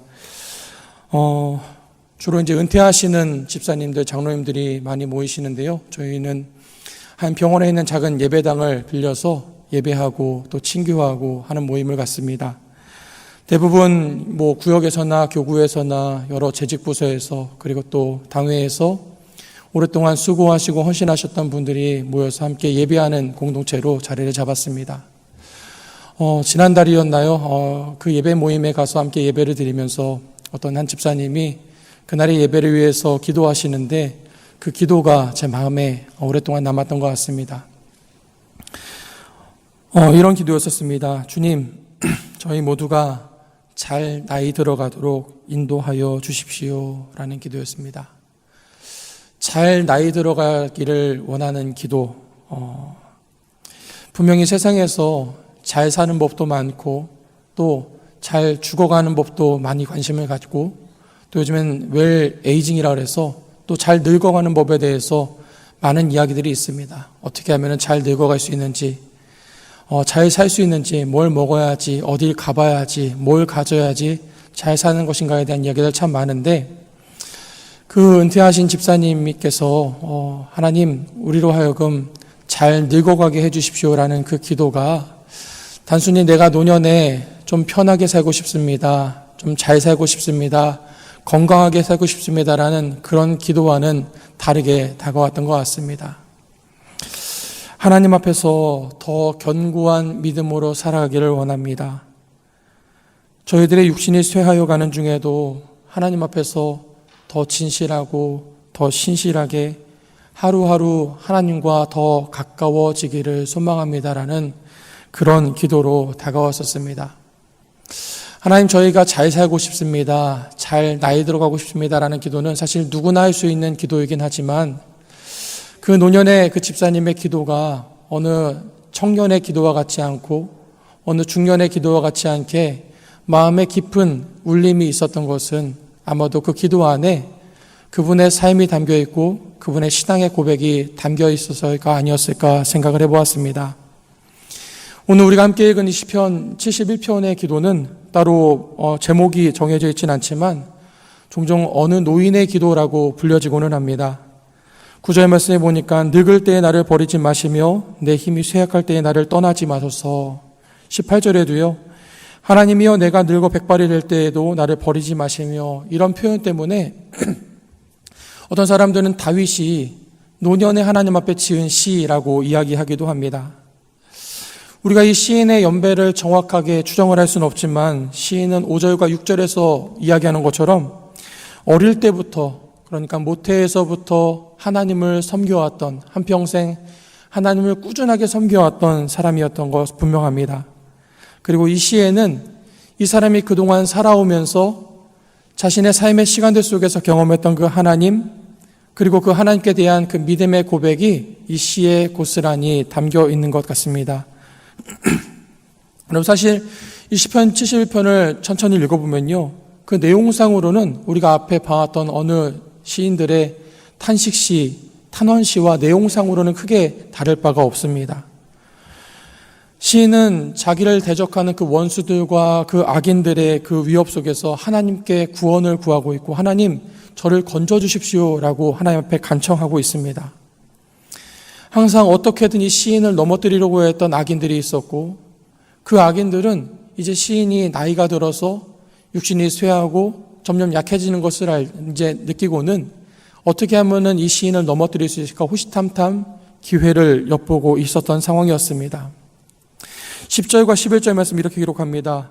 내 원수들이 내게 대하여 말하며 내 영혼을 엿보는 자들이 서로 꾀하여 이르기를 하나님이 그를 버리셨은즉 따라잡으라 건질 자가 없다 하오니. 이 시인이 두려워하고 있는데요, 그 시인이 두려워했던 그 이유는 다른 것이 아니라 아마도 자기 자신 역시도 내가 얼마나 약해지고 있는지, 내가 얼마나 쇠약해져 가고 있는지를 본인 스스로도 느끼고 있었기 때문이었던 것 같습니다. 어떤 면에서는 그 모습이 참 애처로워 보이기도 하고요. 그런데 가끔 저도 교회에서 어른들을 만나서 이제 이야기를 나누고 신방하다 보면은 간혹 그런 말씀을 하시는 어른들이 계십니다. 나는 나이 들어가는 게 참 좋아요 라고 말씀하시는 분들이 계시더라고요. 아마 이 중에도 계실지 모르겠습니다. 나는 하루하루 나이 들어가는 게 참 좋다라고 생각하시는 분들, 아마 조금 더 젊어 보이기를 도와주는 성형외과나 이런 데서는 되게 싫어할 분들 같은데요. 제가 궁금해서 하루는 어떤 권사님한테 여쭤봤습니다. 권사님, 왜 나이 들어가는 게 좋으세요? 라고 여쭤봤더니 그 권사님이 이렇게 대답을 하십니다. 젊었을 때는 내가 이리 부딪히고 저리 부딪히고 했었는데 그 시간들이 다 지나갔습니다. 그리고 이제는 웬만해서는 그런가 보다라고 생각을 하게 됩니다. 그리고 더 이상 내가 사소한 일들의 마음을 빼앗기지 않고 더 중요한 일들에 마음을 집중할 수가 있어서 참 좋습니다 라고 이야기하시더라고요. 그러면서 한 말씀을 덧붙이셨는데요, 목사님, 무엇보다 제 기도가 단순해지는 게 참 좋아요 라고 말씀하시는 거예요. 앞에 있는 내용들, 젊었을 때 좌충우돌했던 것들이 다 지나고 이제 내가 중요한 것들에 집중할 수 있다는 것이 이해는 됐지만 그 뒤에 기도가 단순해진다라는 그 의미가 무엇인지 궁금해서 다시 여쭤봤습니다. 권사님, 기도가 단순해진다는 게 어떤 의미일까요? 여쭤봤더니 그런 기도라고 합니다. 주님, 제가 주님을 더 알기를 원합니다. 주님, 제가 주님을 더 잘 알기 원합니다. 이 기도를 가지고 그 노년을 보내고 계시다는 이야기를 들었습니다. 들으면서 이게 신앙의 연륜이구나, 믿음의 연륜이구나 하는 생각이 들더라고요. 제가 이 시편 71편 말씀을 묵상하고 준비하면서 갑자기 그 권사님이 생각이 났습니다. 권사님 참 노년에 기도가 단순해지시고 정말 주님을 알아가고 싶은 그 마음으로 마음이 가득하신데, 유독 그 권사님에 비해서 이 시인을 보니까 이 시인의 기도는 뭔가 요구하는 것도 많고 바라는 것도 참 많아 보였습니다. 왜 시인은 그 권사님처럼 단순하게 기도할 수 없었을까? 그 나이듦에 대해서 초연하게 받아들이지 못하는 것인가? 명색이 시편의 기자 아닙니까? 그리고 본인이 이야기하는 것처럼 어머니의 태중에서부터 하나님을 의지해왔던 사람, 하나님을 평생 섬겨왔던 그 사람이 왜 지금 하나님 앞에서 자신의 노년을 이렇게 불안 가운데 지내고 있는 것일까 생각이 들었습니다. 그러면서 다시 본문의 말씀을 천천히 읽어가는데 묵상한 중에 그 앞에서 보이지 않았던 그런 이야기들이 보이기 시작했습니다. 바로 이 시인이 나이 들어가고 쇠약해져 가고 있는 가운데서 하나님 앞에 구원을 구하고 하나님께 건지심을 구하는 그 이유가 뭔지가 보이기 시작했습니다. 우리 14절부터 17절 말씀까지 조금 길지만 함께 우리 한번 봉독해 보겠습니다. 나는 항상 소망을 품고 주를 더욱 찬송하리이다. 내가 측량할 수 없는 주의 공의와 구원을 내 입으로 종일 전하리이다. 내가 주 여호와의 능하신 행적을 가지고 오겠사오며 주의 공의만 전하겠나이다. 하나님이여 나를 어려서부터 교훈하셨으므로 내가 지금까지 주의 기이한 일을 전하였나이다. 아멘. 쇠약해져가는 이 시인이 하나님 앞에 구원을, 하나님의 건지심을 구하는 이유가 있었습니다. 하나님, 제가 노년에 조금 더 안전하게 살고 싶습니다. 하나님, 제가 노년에 더 명예로운 삶을 살고 싶습니다라는 이유가 아니었었습니다. 하나님, 제가 나이가 들어가면서 하나님을 더욱 찬송하고 싶습니다. 하나님, 하나님의 공의와 하나님의 구원을 더욱더 전하고 싶습니다. 하나님께서 우리에게 행하신 그 기이한 일들을 많은 사람에게 전하고 싶습니다. 이것이 이 시인이 하나님 앞에서 구원을 구하고 하나님의 도우심을 구하는 이유였었습니다. 여러분 18절 말씀을 다시 한번 같이 한번 읽어보겠습니다. 하나님이여 내가 늙어 백발이 될 때에도 나를 버리지 마시며 내가 주의 힘을 후대에 전하고 주의 능력을 장래의 모든 사람에게 전하기까지 나를 버리지 마소서. 내가 주의 힘을 후대에 전하고 주의 능력을 장래의 모든 사람들에게 전하기까지 하나님 나를 붙들어 주십시오. 저는 오늘 이 아침에 저와 여러분의 기도가 이런 기도가 될 수 있게 되기를 간절히 소망합니다. 하나님을 시간이 지나가면 지나갈수록 하나님을 향한 우리의 찬양이 더욱더 깊어지고 시간이 지나고 세월이 쌓여가면 쌓여갈수록 우리 삶 가운데 베푸셨던 그 하나님의 은혜의 고백과 하나님의 공의와 그 사랑이 우리 삶 가운데 더 풍성해져서 우리의 삶이 하나님의 공의를 선포하며 전달할 수 있는 그런 삶으로 사라지는 그런 기도가 우리에게 있어야 할 줄을 믿습니다. 하나님을 전하고 싶은 그 소망, 하나님의 은혜를 전달하고 싶은 그 열망이 저와 여러분에게 더욱더 깊이 새겨지게 되기를 소망해 봅니다. 시인의 마음은 고난으로 차 있지 않습니다. 시인의 마음은 원수에 대한 미움으로 가득 차 있지 않습니다. 그 대신에 시인의 마음은 하나님을 전하기 위한, 하나님을 찬양하고 싶은 마음으로 가득 차 있더라는 것이지요. 내가 어떻게 하면 나이가 들어가면서 시간이 지나가면서 하나님을 더 깊이 전할 수 있을까? 하나님의 위대하심을 내가 어떻게 하면 더 잘 전달할 수 있을까 하는 마음으로 시인의 마음이 오직 하나님으로 충만하여 지고 있었다는 것입니다. 가만히 보니까 아까 그 기도가 단순해진다라는 그 권사님의 기도와 닮은 점이 보이기 시작합니다. 노년의 그 마음이 다른 무엇으로 채워지는 것이 아니라 건강에 대한 욕구나 편안한 삶에 대한 욕구로 채워지는 것이 아니라 하나님으로 충만해지면서 하나님을 더 갈망하는 그 마음으로 그 마음이 채워지고 있었더라는 것입니다. 여러분, 오늘 우리의 영혼은 무엇으로 채워지고 있을까요? 오늘 우리가 하나님 앞에 드리는 기도는 무슨 이야기들로 우리의 기도가 채워지고 있을까요? 14절에서 시인이 고백하는 것처럼 나는 항상 소망을 품고 더욱 찬송하리이다. 내가 시간이 갈수록 내 마음 가운데 주님을 사랑하는 그 소망이, 주님을 전하기 위한 그 소망이 더욱더 깊어져서 내 삶이 하루하루 지날 때마다 더욱 주님을 깊이 찬송하기를 원합니다. 더욱더 크게 하나님을 찬송하기 원합니다라는 이 고백이 오늘 저와 여러분의 마음 가운데 새겨지게 되기를 간절히 소망합니다. 우리가 함께 찬송했던 것처럼 내 구주 예수를 더욱 사랑, 내 진정 소원이 내 구주 예수를 더욱 사랑. 다만 내가 주님 앞에 비는 그 말, 내 구주 예수를 더욱 사랑합니다라는 그 고백이 오늘 이 아침 저와 여러분의 고백이 될 수 있게 되기를 주님의 이름으로 축원드립니다. 함께 기도하겠습니다. 찬송과 영광을 받으시기에 합당하신 하나님, 오늘 이 하루도 저희들의 영혼을 하나님으로만 충만하게 하여 주시옵소서. 하루하루 시간을 지나며 저희의 의와 욕심에 고집하기보다는 삶의 구석구석을 하나님의 공의와 구원의 능력으로만 채워가는 삶이 되게 하여 주시옵소서. 저희들의 삶이 하나님을 향한 찬송으로 더욱더욱 채워지도록 인도하여 주시옵소서. 긍휼이 풍성하신 하나님, 연로하신 부모님들과 먼저 믿음의 길을 걸어오신 교회의 어른들을 위해서 기도드립니다. 일평생 주님을 사랑하는 마음으로 교회를 섬기며 믿음의 대를 이어가기 위해 수고하신 주님의 종들을 기억하사 위로하여 주시옵시고, 더 깊은 믿음의 자리로, 더 깊은 기도의 자리로, 더 풍성한 은혜의 자리에 거하게 하여 주시옵소서.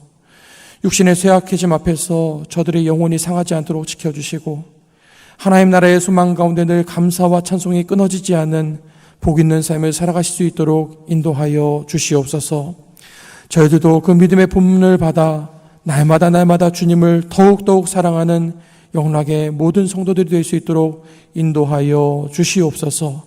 예수님의 이름으로 기도하옵나이다. 아멘.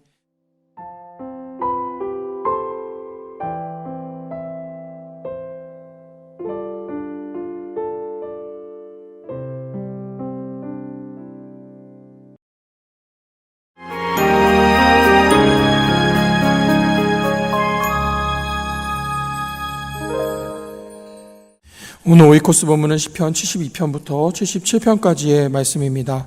그 중에서 오늘 시편 73편 28절 말씀 우리 한 목소리로 봉독하겠습니다. 시편 73편 28절 말씀입니다. 하나님께 가까이 함이 내게 복이라. 내가 주 여호와를 나의 피난처로 삼아 주의 모든 행적을 전파하리이다. 아멘. 우리 성도님들 아마 마음속에 시편 몇 편쯤은 아마 다 마음에 품고 살아가시리라 생각이 됩니다. 우리가 사랑하는 많은 시편들, 우리가 즐겨 읽고 또 암송하고 늘 묵상하는 시편들이 몇 편쯤은 우리 가슴에 있을 텐데요. 그 시편들이 하나님을 찬송하고 하나님의 영광을 노래하는 그런 시편들도 있지만, 어떤 면에 있어서는 우리가 남 앞에 쉽게 드러내지 못하는 마음이나 우리가 이렇게 표현하기 어려운 마음들을 시편의 기자가 우리를 대신해서 노래해 주는 것 같을 때 우리는 그 시편을 더 사랑하게 되고 더 애정을 갖게 됩니다. 그 마음이 때로는 좋은 마음과 행복한 마음일 때도 있지만 참 아픈 마음일 때도 있고 속상한 마음일 때도 있고 또 화가 나는 마음일 때도 있고 또 누군가를 미워하는 마음일 때 어쩌면 그 마음이 우리에게 더 가까운 시편의 마음이 아닌가 생각이 듭니다. 하나님께 대해서도 그렇습니다. 하나님께 대해서 우리가 늘 찬송하고 영광을 올려드리고 항상 좋은 마음으로 가면 참 좋겠지만 하나님께 실망하기도 하고 하나님을 때로는 원망하기도 하고 하나님 앞에 좌절하기도 하는 그런 마음까지도 시편의 기자들이 우리를 대신해서 고백해주고 있기 때문에 아마 우리는 그 시편들을 사랑하는 것이 아닐까 생각이 됩니다. 오늘 시편 제3권이 시작되는 시편 73편입니다. 이제 시편의 대장정 중에 절반 가까이 왔고요. 또 오늘 이 시편 73편도 성도들에게 많은 사랑을 받는, 성도들이 참 사랑하는 시편이기도 합니다.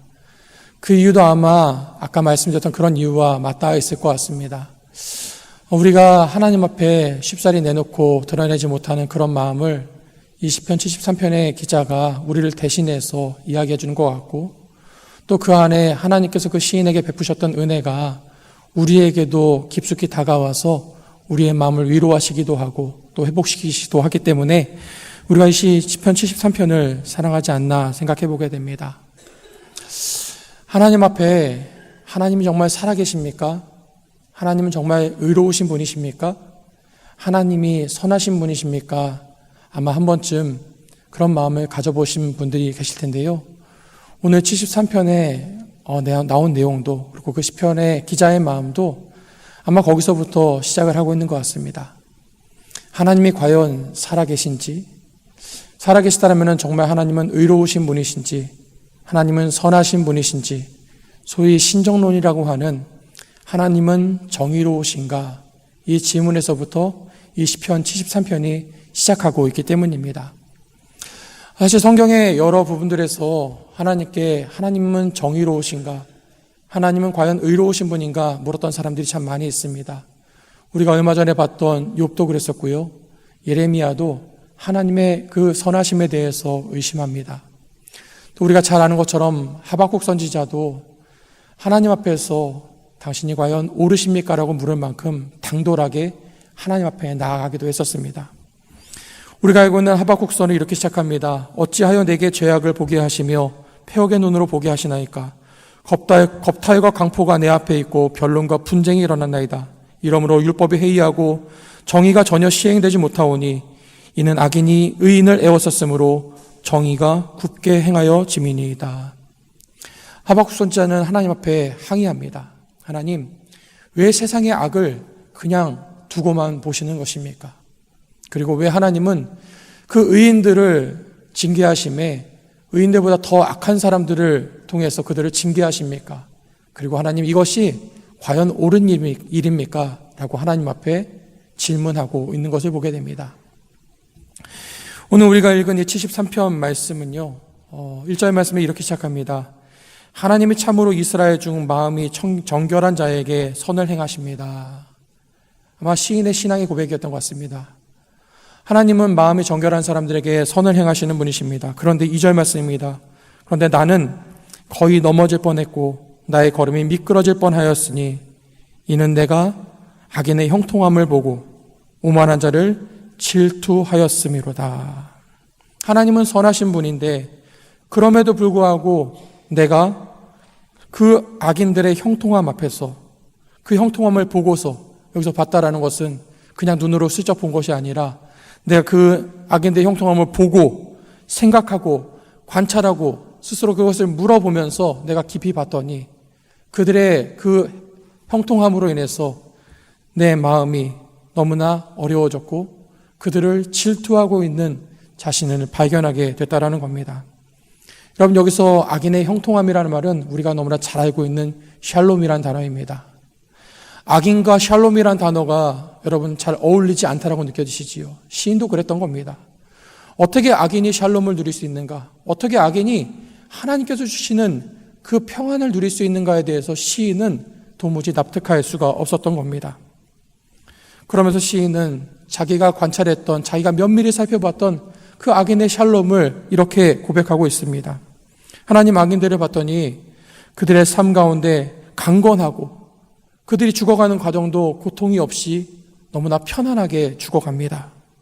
하나님, 그들의 삶을 봤더니 그들의 삶에는 재앙도 없고 고난도 없고 너무나 평온한 삶을 살아갑니다. 하나님, 그들을 보니까 그들의 말과 행동에 악과 교만이 가득함에도 불구하고 그들은 늘 풍족한 가운데 살아가고 그들이 생각하고 원하는 것들보다 더 벌고 더 쓰고 살아갑니다. 심지어는 그들이 하나님을 비방하고 하나님을 비난하는데도 불구하고 그들에게는 아무 일도 일어나지 않습니다라고 시인은 하나님 앞에 이야기하고 있더라는 것이지요. 시인은 이 상황을 받아들이기가 어렵습니다. 어떻게 하나님이 선하신 분인데 그러할 수 있을까라는 겁니다. 그러면서 13절 14절에 보니까요, 이렇게 이야기합니다. 내가 내 마음을 깨끗하게 하며 내 손을 씻어 무죄하게 한 것이 실로 헛되도다. 내가 하나님 앞에서 의롭게 살려고 하고 내 손을 깨끗하게 하고 하나님 앞에서 정직하고 살려 했던 내 모든 노력들과 내 모든 신앙이 이 얼마나 허무한 것인가, 이 얼마나 쓸데없어 보이는 것인가, 시인은 하나님 앞에 그렇게 한탄하고 있다라는 거지요. 그러면서 이렇게까지 이야기합니다. 나는 종일 재난을 당하며 아침마다 징벌을 받았도다.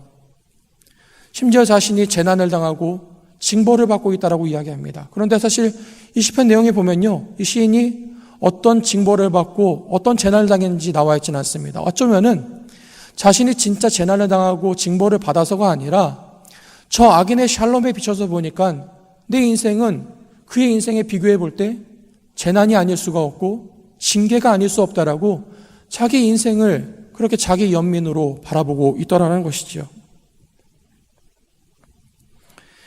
다른 사람들과 비교해서 내 인생을 허무한 것으로 바라보고 내 인생을 비관하고 자책하는 것이 사실 우리에게 그렇게 낯선 모습은 아닙니다. 우리 주변에서도 흔히 보게 되는 모습이지요. 또 때로는 우리 안에도 그런 모습이 있을 때가 있습니다.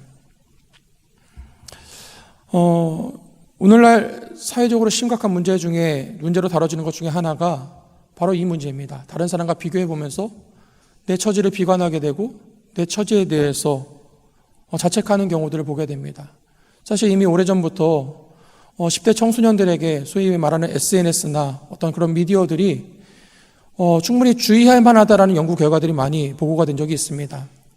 10대 청소년들이 소위 SNS에 있는 어떤 소위 셀럽이나 인플루언서나 이런 소위 멋진 사람들, 잘생기고 예쁜 사람들, 풍요로운 사람들을 보면서 자기 자신의 신세를 비관하게 되고 자기 인생을 스스로 포기하게 되고 하면서 그런 일들이 20대 가운데 충분히 일어날 수 있다는 경고를 수많은 사람들이 해왔었습니다. 이게 비단 어떤 미성숙한 어린 자녀들의 이야기만은 아닙니다. 어른들이 되어서도 끊임없이 내 삶을 누구와 비교하고 누구보다 높이 있는 내 삶에 만족하고 누구보다 낮게 있는 내 삶에 불만족하면서 끊임없이 비교하고 그 우위 속에서 또 때로는 열등감과 그 박탈감 속에서 우리는 끊임없이 그렇게 살아가고 있는 모습을 발견하게 되더라는 것이지요. 더더군다나 악인의 형통 앞에서, 악인의 샬롬 앞에서 믿음으로 살아간다라는 하나님의 사람이 그 혼란스러운 마음을 떨쳐버리지를 못하고 있습니다. 16절 보니까요. 내가 어쩌면 이를 알까 하여 생각한즉 그것이 내게 심한 고통이 되었다. 내가 이거를 어떻게든 해결해 보려고 했는데 생각하면 생각할수록 나에게는 더 극심한 고통으로 다가왔다라고 하나님 앞에 토로하고 있더라는 겁니다. 그런데 우리가 이 시편 73편 말씀을 사랑하는 이유는 그저 이 기자가 우리의 마음을 그대로 대변하고 있기 때문 그것만은 아닙니다. 그런 그 시인을 하나님께서 어떻게 회복하시고 어떻게 다시 건져주시고 어떻게 그를 다시 하나님 앞에 이끄시는지를 우리는 볼 수 있기 때문이지요. 그렇게 시인이 그 풀리지 않는 그 마음을 가지고 해결되지 않는 그 마음의 고민과 괴로움을 가지고 발걸음했던 곳이 다름 아니라 하나님의 성소 그리고 예배의 자리였었습니다. 17절 말씀에 보니까요. 하나님의 성소에 들어갈 때 하나님의 임재 앞에 섰을 때 하나님을 예배하는 자리 가운데 섰을 때 결국 시인이 하나님을 예배하는 자리에 하나님 앞에 나와 선 것이죠. 아니 하나님께서 그 시인을 예배하는 자리로 하나님의 임재 앞으로 불러주셨다라는 겁니다. 우리의 의지가 아니라 오늘 우리가 이곳에 하나님 앞에 나와 있는 것이 우리의 의지가 아니라 하나님의 부르심이라는 것을 우리는 알고 있습니다. 예수님께서도 아버지께서 이끌지 않으시면 누구도 내 앞에 올 수 없다라고 말씀하셨기 때문이지요. 하나님은 그렇게 낙심하고 괴로워하고 그렇게 절망해 있는 그 시인을 그냥 두지 않으셨습니다. 다시 하나님 앞으로 불러주시는 거예요. 다시 하나님 앞에 서게 하십니다. 여러분 이것이 은혜입니다. 낭망하고 실망하고 좌절해서 그냥 그 자리에서 떠들고 있는 것이 아니라 그 하나님의 부르심 앞에 나올 수 있는 것, 그것이 우리의 삶에 가장 큰 은혜가 된다라는 것이지요. 그리고 그 예배의 자리에서 하나님은 그 시인이 그동안 보지 못했던 것을 보게 하시고 깨닫게 하십니다. 그것이 무엇입니까? 하나님은 그 시인의 그 괴로움 앞에서도 여전히 선하신 하나님, 여전히 신실하신 하나님이시다라는 것을 그에게 깨닫게 하십니다. 여러분, 예배란 우리가 무엇을 하고 우리가 무엇을 드리는 시간이기에 앞서서 우리의 시선, 그 악인들의 샬롬을 향하고 있던 우리의 시선을 돌려서 하나님을 바라보는 시간입니다. 우리 세상을 향해 있었던 우리의 눈을 돌려서 하나님을 바라보고 하나님께 집중하는 시간이 예배의 시간이라는 것이죠. 그 하나님의 선하심을 발견하고서는 그 시인은 하나님 앞에 엎드릴 수밖에 없었습니다. 21절과 22절입니다. 내 마음이 산란하여 내 양심이 찔렸나이다. 내가 이같이 우매무지함으로 주 앞에 짐승이오나. 지금까지 나의 의로움과 나의 기준을 가지고 그 악인의 샬롬을 보고 그 괴로워하던 그 시인이 하나님, 여전히 선하신 그 하나님 앞에서 내가 참 우둔한 사람이었습니다. 내가 짐승과 같은 사람이었습니다라고 고백하고 있는 것이지요. 마치 자신의 의로움을 항변하다가 하나님 앞에서 내가 깨닫지 못한 것을 말하였고 내가 알지 못하는 것을 이야기했다라고 고백했던 그 욥과 같이 이 시인은 하나님 앞에서 하나님의 살아계심을 깨닫고 하나님의 선하심을 깨닫고는 자신의 연약함과 자신의 무지함과 자신의 그 하나님 앞에서 죄된 속성을 발견하게 되었다라는 겁니다. 우리 다 같이 23절부터 26절 말씀을 함께 읽겠습니다. 내가 항상 주와 함께하니 주께서 내 오른손을 붙드셨나이다. 주의 교훈으로 나를 인도하시고 후에는 영광으로 나를 영접하시리니 하늘에서는 주 외에 누가 내게 있으리요 땅에서는 주밖에 내가 사모할이 없나이다. 아멘. 여러분, 시인의 달라진 모습이 보이십니까? 시인의 달라진 표정이 보이십니까? 방금 전까지만 해도 하나님, 이게 맞습니까? 이게 옳습니까? 제가 이렇게 살아왔던 거 다 소용이 없었네요. 하나님, 저는 지금 징벌과 재난 가운데 있습니다. 생각하면 생각할수록 고통받게 되지 않습니다 했던 그 모습이 온데간데 다 사라져버리고 하나님, 제가 주님과 함께 있습니다. 지금도 주님은 오른손으로 저를 붙들고 계십니다. 하늘과 땅에 하나님밖에 없습니다라고 고백을 하고 있습니다. 하나님께서 다시 부르신 그 예배의 자리에서 시인은 더 이상 그것이 옳은지 그른지, 그 악인의 샬롬이 합당한지 그렇지 않은지 그것에 대한 관심을 잃어버리고 하나님께서 지금 자신을 붙잡고 계시다라는 그 사실, 하나님께서 지금도 살아계시다라는 그 사실을 붙잡고 그 앞에서 하나님 앞에 믿음의 고백을 드리고 있더라는 겁니다. 이 시인의 마지막 고백이 오늘 28절입니다. 함께 읽어보겠습니다. 하나님께 가까이함이 내게 복이라. 내가 주 여호와를 나의 피난처로 삼아 주의 모든 행적을 전파하리이다. 저는 이 고백이 이 혼란스러운 시대를 살아가는 저와 여러분의 믿음의 고백이 되기를 주님의 이름으로 축복합니다. 날마다 하나님 앞에 가까이 나아가는 것이 우리의 복입니다. 하나님, 제가 예배할 수 있음이 가장 큰 은혜입니다. 예배 가운데 살아계신 하나님을 경험하고 그 하나님 앞에 연약한 나를 발견하면서 그 연약함을, 나의 연약함을 하나님 앞에 의탁할 수 있음이 저에게 가장 큰 복입니다 고백할 수 있는 저와 여러분 되시기를 축복합니다. 아까 우리가 봤던 하나님을 향해서 이것이 옳습니까 소리쳤던 그 사람의 마지막 고백을 제가 읽어드리겠습니다. 비록 무화과 나무가 무성하지 못하며 포도나무에 열매가 없으며 감람나무에 소출이 없으며 밭에 먹을 것이 없으며 우리의 양이 없으며 외양간에 소가 없을지라도 나는 여호와로 말미암아 즐거워하며 나의 구원의 하나님으로 말미암아 기뻐하리로다. 주 여호와는 나의 힘이시라. 나의 발을 사슴과 같게 하사 나를 나의 높은 곳으로 다니게 하시리로다. 아멘. 하나님께서 오늘 저와 여러분에게 이 찬송 주시기를 주님의 의미로 축복합니다. 함께 기도하겠습니다. 언제나 선한 능력으로 이 세상을 다스리시는 아버지 하나님, 지난 밤도 저희들을 그 사랑의 돌보심 아래 쉬게 하시고 이 하루의 첫 시간, 첫 발걸음을 예배의 자리로, 기도의 자리로 불러주시니 감사드립니다. 이 시간 주님 앞에 나온 영락의 모든 성도들을 주님의 선한 능력으로 감싸 안아 주시옵소서. 어지럽고 혼란한 세상 속을 살아갈 때에 거짓과 불의와 탐욕을 따라 살아가지 않게 하시고 진리와 공의와 사랑을 따라 살아가도록 인도하여 주시옵소서. 세상의 안위를 쫓는 삶이 아니라 영원한 생명을 바라보면서 날마다 주님께 더 가까이 나아가도록 도와주시옵소서. 악인의 형통에 마음을 빼앗기지 않게 하여 주시고 복의 근원 되신 하나님을 붙잡는 믿음을 더하여 주시옵소서. 예수님의 이름으로 기도드립니다. 아멘.